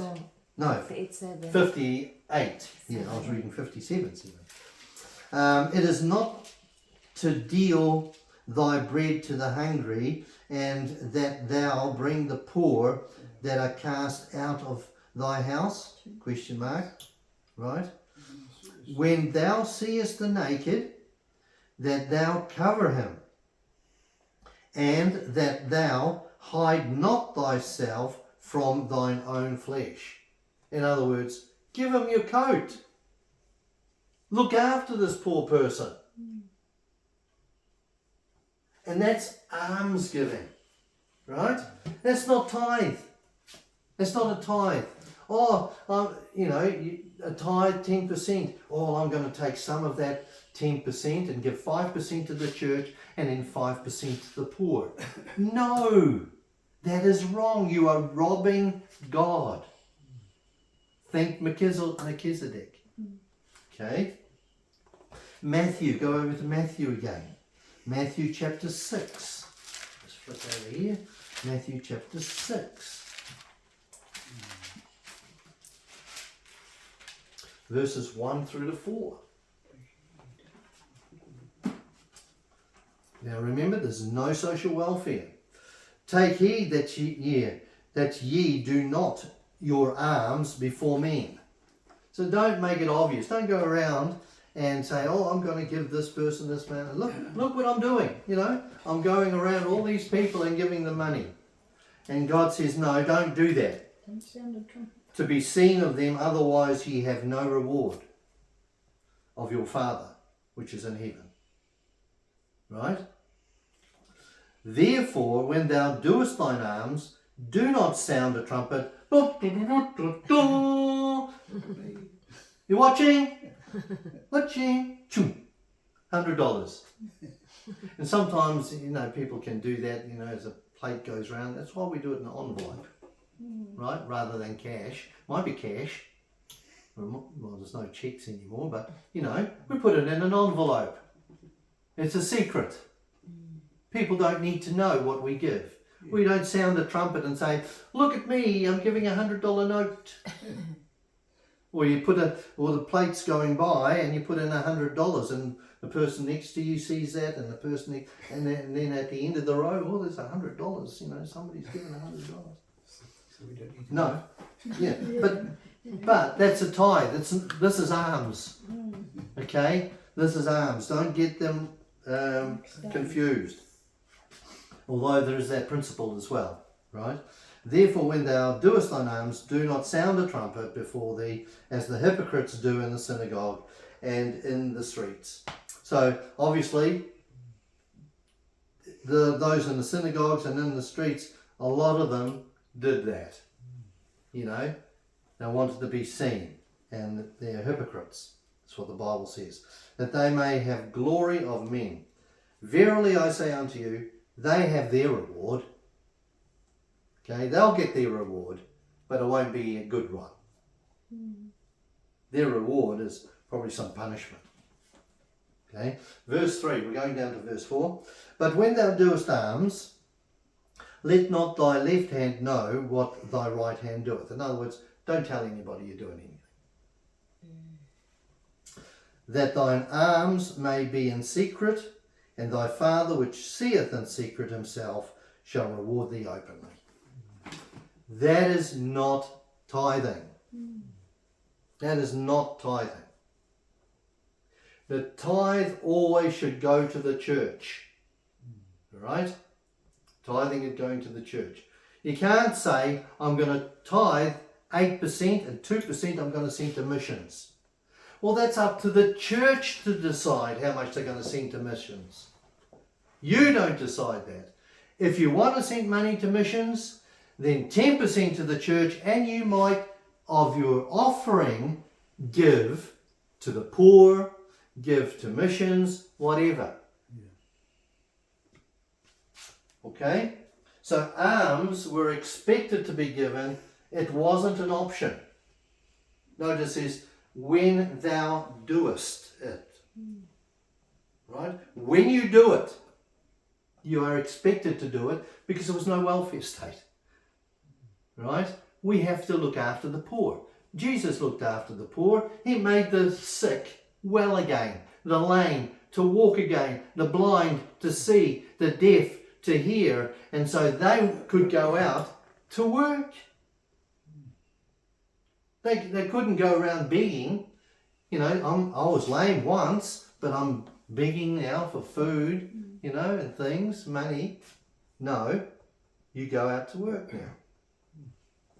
I think that's a lot of problems with the welfare system that we have today, is that it should be, well, I was going to say temporary. Well, it should be temporary. It should be given to those that are actually in need. So that if these people who are able to work, they shouldn't get job seeker allowance unless truly they can't find a job, or sickness benefit. You'd say, oh, I'm so depressed, you know, go to the doctor and the doctor, oh, I'm so depressed, you know, and it says, oh, you can't work, so sign off.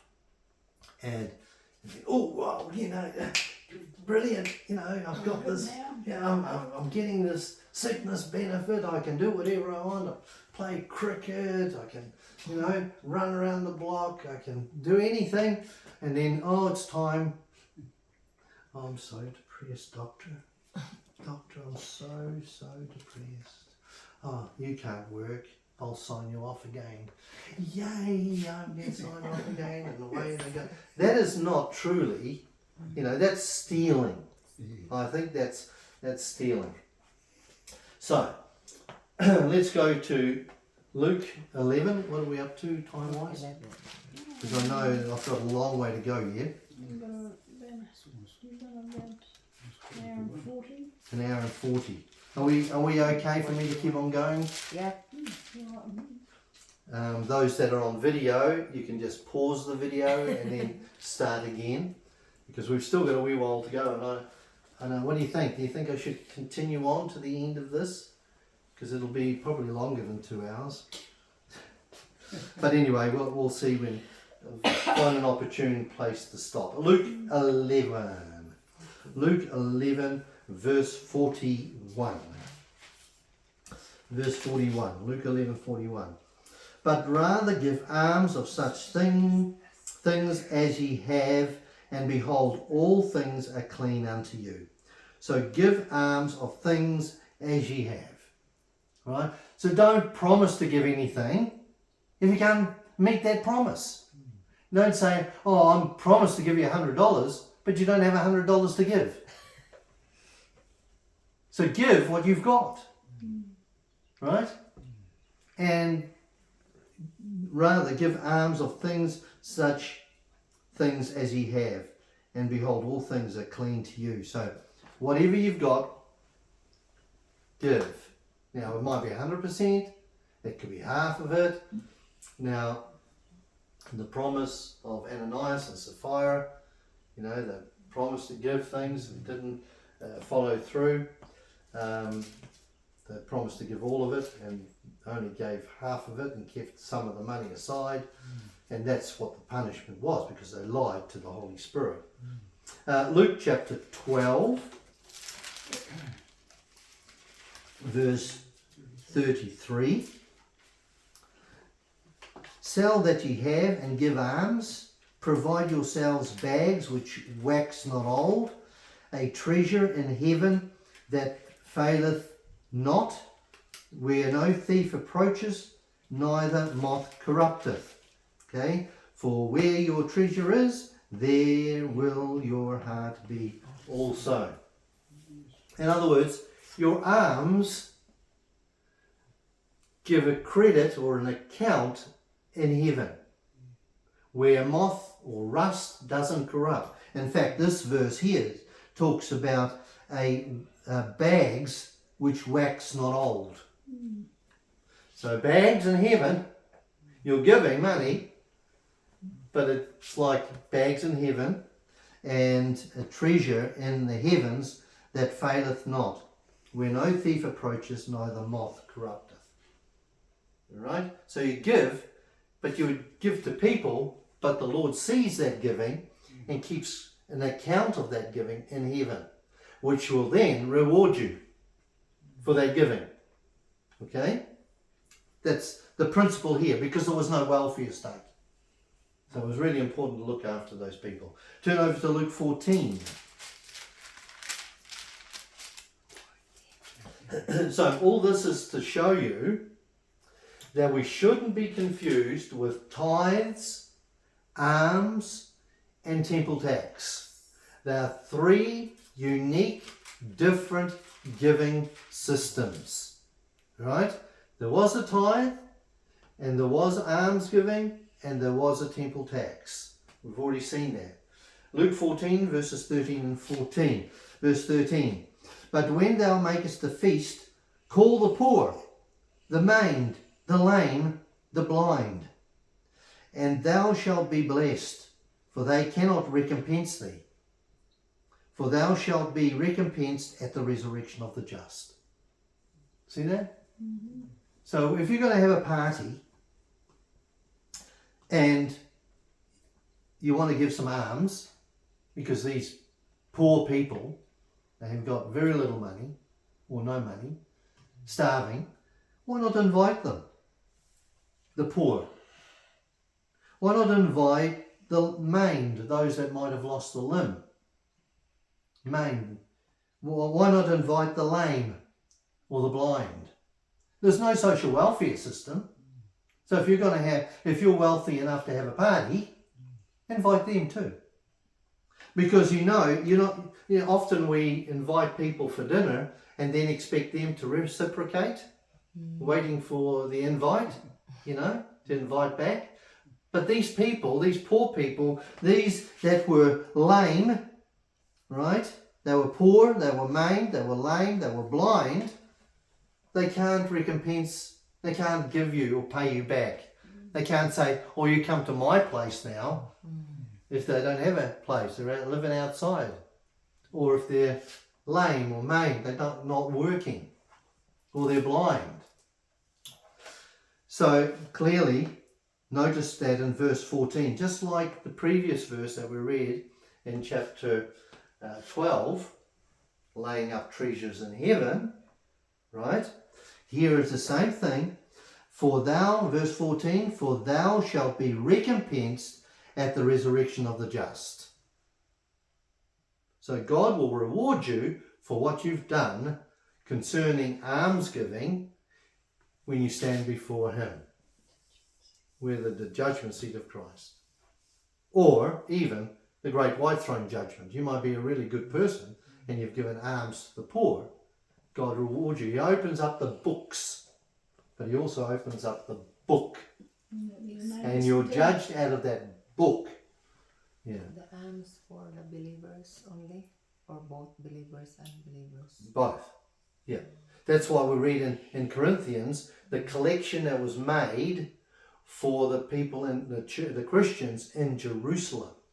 That Paul said, so that when I come, make a collection now, so that when I come, then there's no more collection when I'm there. Collection for the Yeah. saints. For the saints. That's right. It's alms giving. People turn that into, because it's on the first day of the week, and say, well, that's tithing. But it's not tithing. It's alms giving, right? It's for the poor. It's a social welfare system. While the poor saints in Jerusalem were suffering, the church was looking after them as well by their offerings, their alms giving. Right? Paul says, when I come, I will take this money, and by letters, whomever you choose, I will take this money and take it to Jerusalem and give it to the poor. Okay? So, just to refresh our memory then, to help, 2 Corinthians 9:7, let's go back there again, because that's what you were talking about. It's amazing, you must have seen my message, did you? We'll try and, that's what I went through with Jan, a couple of times, just get her insight on things. We discuss it, because I'm not perfect, and just to see if there's anything I missed or I needed to reiterate.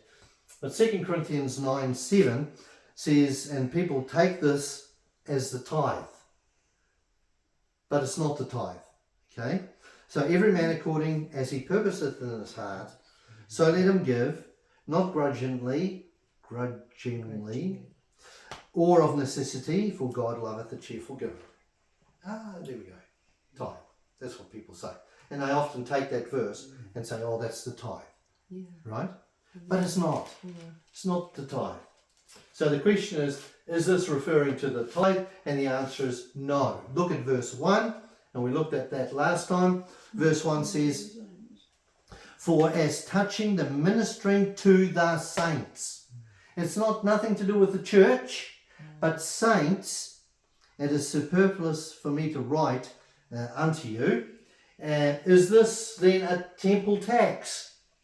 No. No, it's not a temple tax, because it was half a shekel once a year by Jewish males Above 20 years 20 years old and older. Okay, so it's not a temple tax. Is this referring to alms? Yes. Yes. Right? Verse 1, we've already read, but we'll read it again. For as touching the ministering to the saints, it is superfluous for me to write. Superfluous means unnecessary, really, to write unto you. Superfluous means unnecessary. So, as touching the ministering to the saints, it's unnecessary for me to write it unto you. But I'm going to write it anyway. Right? And he writes it. And then down to verse 9. As it is written, he hath dispersed abroad. He hath given to the poor. Okay? Dispersed your money abroad. That means outside the area where you live. Outside of the church. Right? Alms giving. That's what it's talking about. It's not talking about a tithe. It's not talking about a temple tax. It's talking about alms giving. Welfare, social welfare. That is given abroad. Okay? Given abroad. Given to the poor in verse 9. Verse 8, given abroad. It's outside. Given to the poor. Okay? You could read on, because if you read on, it also says you need to look after your pastor. Paul is writing to the church at Corinth regarding a financial gift for the poor saints in Jerusalem. Okay? It's alms giving. It's not tithing. Right? He's just asking for some financial support or a financial gift for saints in Jerusalem. We've done that before in the past. Now we look ask for people who are suffering or have a special need, right? Some missionary might have a special need where we might be giving money to the missionaries, right, as a church, but there might be some financial need that comes up. So we can supply that financial need. That's alms giving. It is above the tithes and offerings, right? You don't give your tithe and say, oh, that'll be for that missionary over there, and that's offering. And oh, that's for that poor person over there. No, that's alms giving. Those are three different things. Three different things. So this is alms giving, not a tithe. This is alms giving, not a tithe. So 2 Corinthians chapter 9 is alms giving, social welfare giving, and not a tithe. The principle at the end there says, for God loveth a cheerful giver, is still valid today, isn't it? God still wants you to give cheerfully, whatever it may be, whether it's the tithe, whether it's the temple tax, or whether it's an alms. He wants you to give it cheerfully, not grudgingly, right? But this context in this verse is not talking about tithing, it's talking about alms giving, a need that was seen. So, every man according as he purposeth in his heart. Right? That's what it says. If you look at verse 7 again, every man according as he purposeth in his heart. That's not a tithe, because a tithe is 10%. This is an alms. So whatever you purpose to give, so you are have a discretion to give. It's not mandatory. Now people who interpret verse 7 as a tithe, well, they say, oh, well, I don't have to tithe 10%. I can give 5%, because whatever you purpose in your heart to give. But this is not tithing. This is alms giving. And whatever you decide to give to the poor, you decide to give to the poor. That is, whatever you purpose in your heart to give, you give. But that's not the tithe. And the next phrase here, that you're always having all sufficiency, right? So let him give. Verse 7, so let him give. Giving is encouraged, but not coerced. Because it's whatever you purpose in your heart to give, so give. So if I decide to give $500 to the poor, I give $500 to the poor. So let them give. I give. If you decide, I can only afford you purpose in your heart $50, that's okay. So let them give $50. This is not the tithe. Remember that, it's not the tithe. Then it says, not grudgingly in verse 7. Not grudgingly. Okay? Not with regret. Oh, I'm sorry, I gave $500. Or resentment. Okay, here's $500. Or here's $100. That's grudgingly. Or with reluctance. Okay. Reluctance. Here, tug of war with the money. Here, not grudgingly. Whatever you purpose in your heart to give, alms giving, because there was no social welfare back in those days. Whatever you purpose to give, give, but don't give it grudgingly, because you've purposed in your heart to give $500. Don't give it grudgingly, right? And don't give it sounding the trumpet. Hey everybody, I'm giving $500 To Rick. to Rick. No good. We just saw that before in Matthew. You know, you don't get a reward from God for that. No. You have to give account. So not grudgingly, or of necessity. Look at the next phrase. Or of necessity, verse 7. Okay, not under pressure, because you've purposed in your heart to give this amount, right?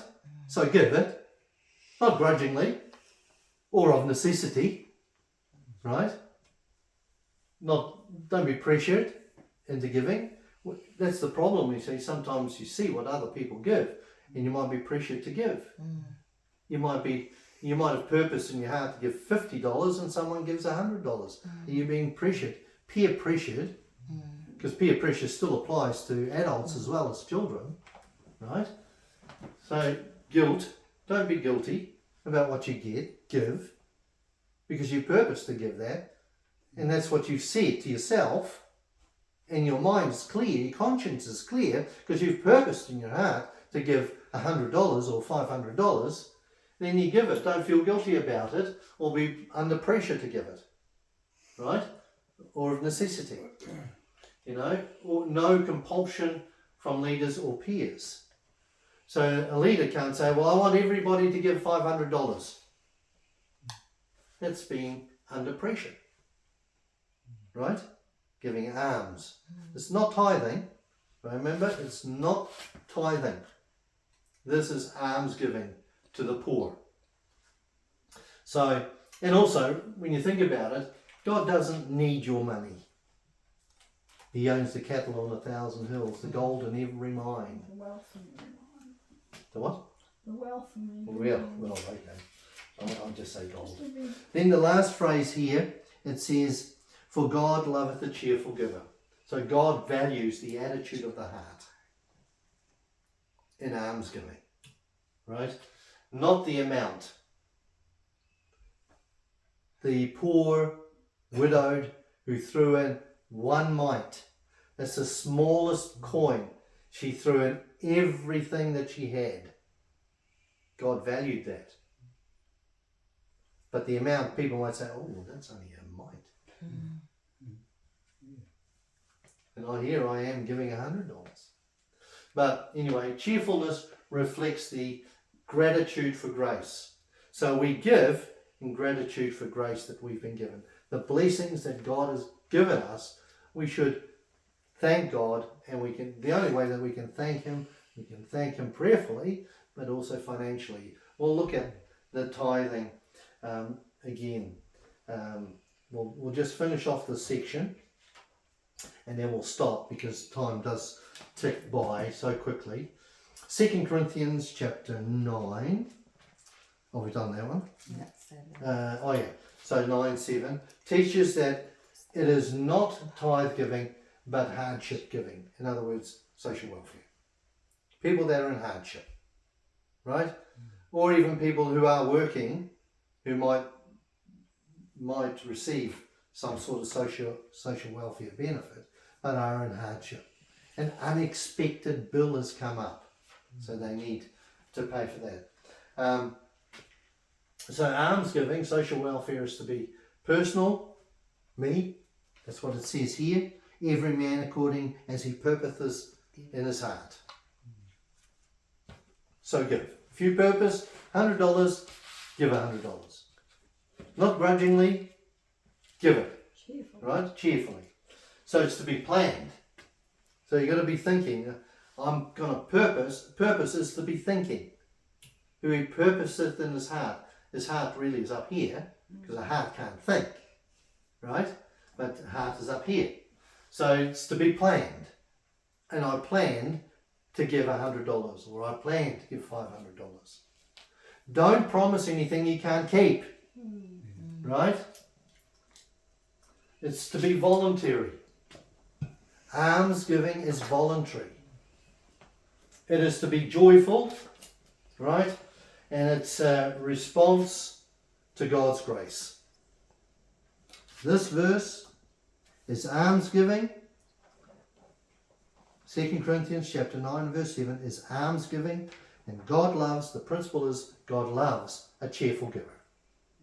That's a principle. For tithing, for temple tax or for alms giving. Doesn't matter. God loves a cheerful giver. So God is not seeking reluctant money, but willing hearts. Let's go back to 1 Corinthians. The same principle can be shown in 1 Corinthians chapter 16 and verse 2.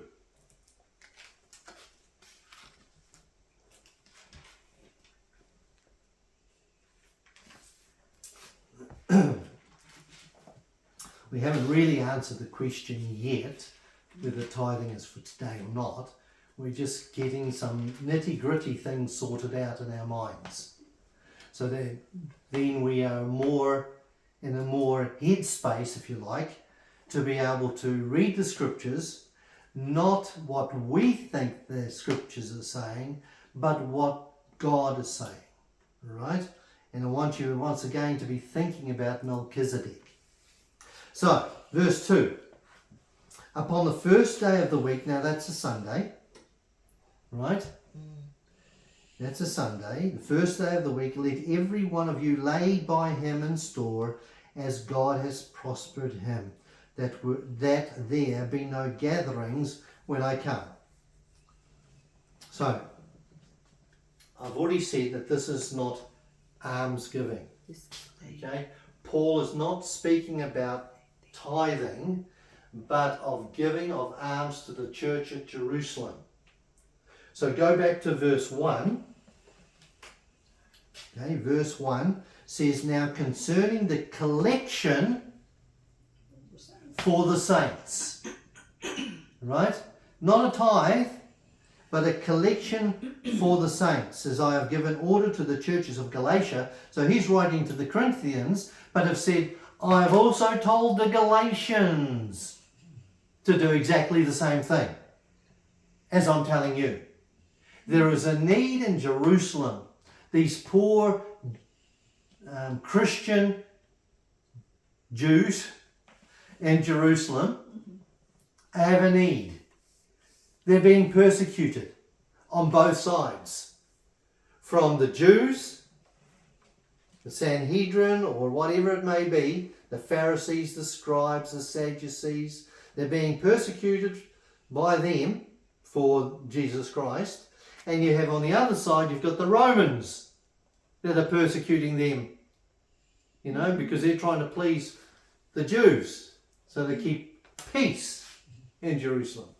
That's why Christians were thrown to the lions and also burnt at the stake to light the gardens. So that's verse 1, concerning the collection for the saints, as I have given order to the churches of Galatia. Even so do ye. And verse 3. In verse 3.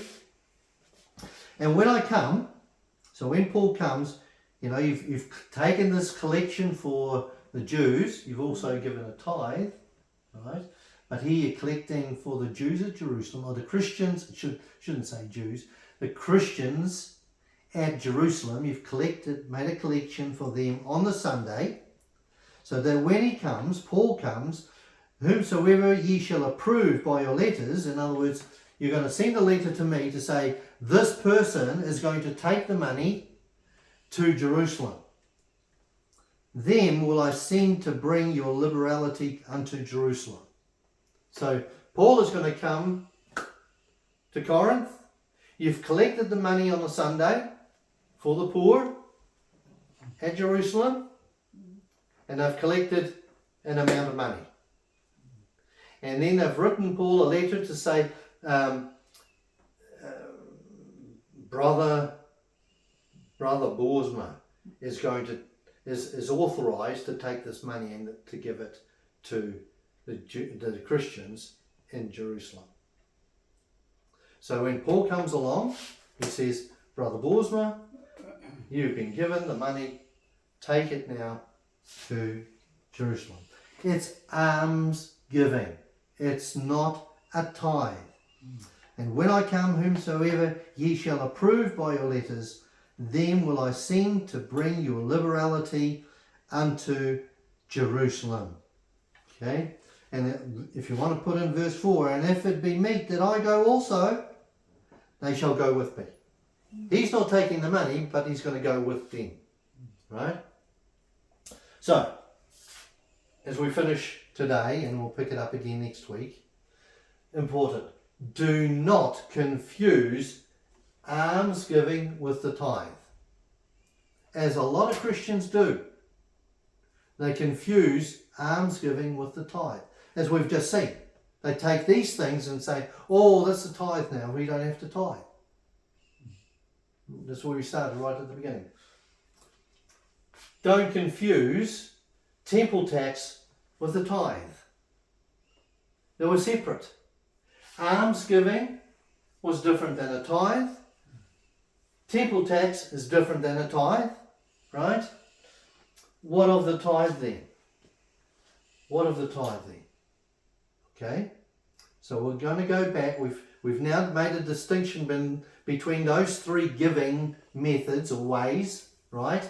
It's tithe, alms, or temple tax, three different ways. But what about tithe for today then? Is tithe giving for today? I think that's a good place to... But it's really my question. Pardon? It's really Yeah. my question. So the next thing we're going to look at is tithing for today. And as we've already concluded, we'll use some we'll back it up with biblical scriptures, but it goes right back 400 years before the law. Tithing was given before the law. And tithing never ceased. It's like when Paul brought in to the New Testament, he drug in the Old Testament, muzzling the ox. He dragged it and he put it into the New Testament to show that principle is still valid today about muzzling. Do not muzzle the ox. That's the workers that are working for the church. Don't muzzle the ox. And so Paul has taken it, and now it's a biblical New Testament principle that we're not to muzzle the ox in terms of finances for the pastor and the workers. But what of the tithe? Can we do the same thing? Does Paul do the same thing? Does he drag tithing into the New Testament and say, this is now a New Testament principle as well? And the answer to that is yes. And we'll see the answer next Sunday. Lord willing. Lord willing. Yeah. VD. See, I've learned a lot. Okay. Let's stop the thingy and then